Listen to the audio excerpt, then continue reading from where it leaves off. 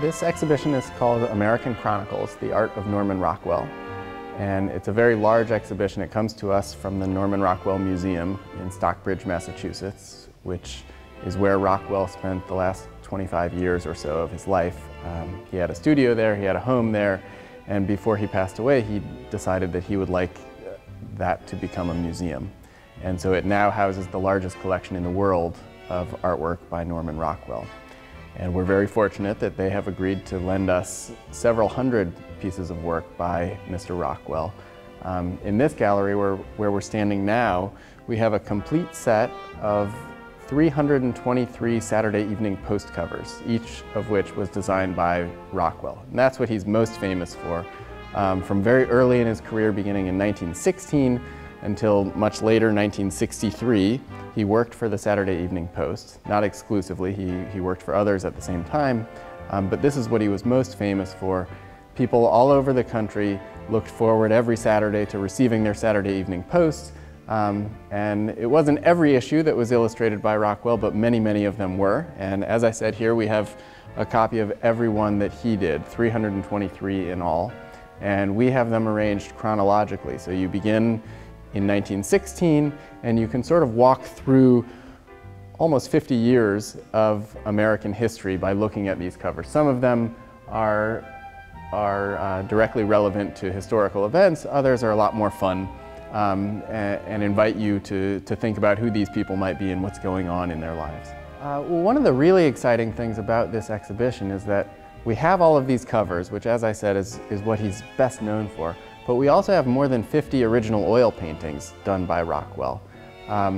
All of these covers began as oil paintings, and the magazine covers are magazine size so that you could hold them in your hand, and that's a special aspect to them, that millions of Americans could hold these covers.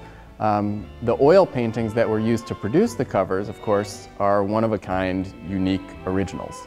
And so we're very fortunate to have more than 50 of these oil paintings, where you can see on a much larger scale just how talented Rockwell was as an artist.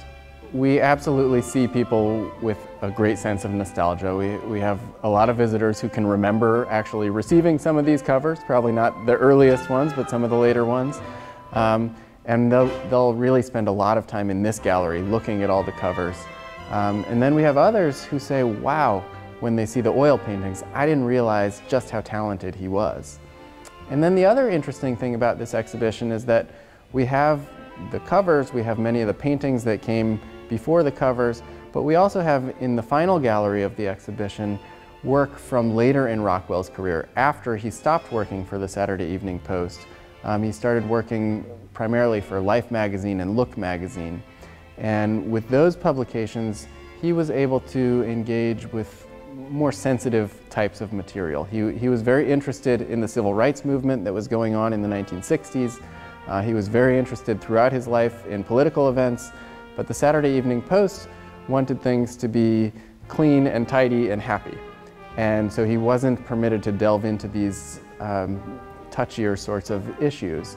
And so in this last gallery of the exhibition, we see paintings, two in particular. One called The Problem We All Live With, which he was inspired to paint after the story of Ruby Bridges integrating the schools in New Orleans.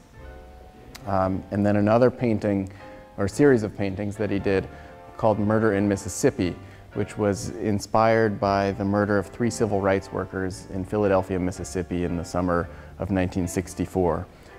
These were eventually published, or one of them was published in the summer of 1965.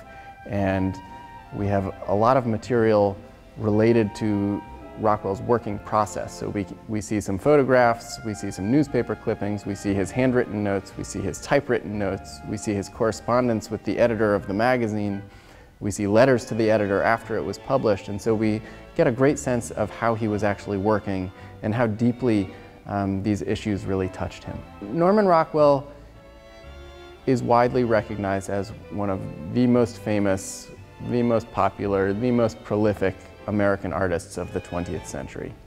In his lifetime, he produced some 4,000 works. Not all nicely finished oil paintings, lots of quicker things, but just an incredibly prolific artist. And in his day, he was often referred to as an illustrator in a bit of a pejorative way. He was not engaging with the contemporary or the modern art world at the time. But that wasn't necessarily because he wasn't a talented artist. It was just that that wasn't his style. That wasn't what he wanted to do. In recent years, with this exhibition and others that have been organized by the Norman Rockwell Museum, there has been a real reappraisal of Rockwell as an artist. And he's now receiving a lot of the accolades as a true artist, a fine artist, that he did not receive during his actual lifetime.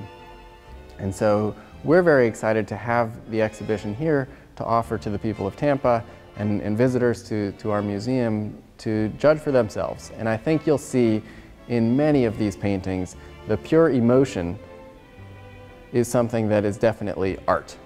It's not mere illustration.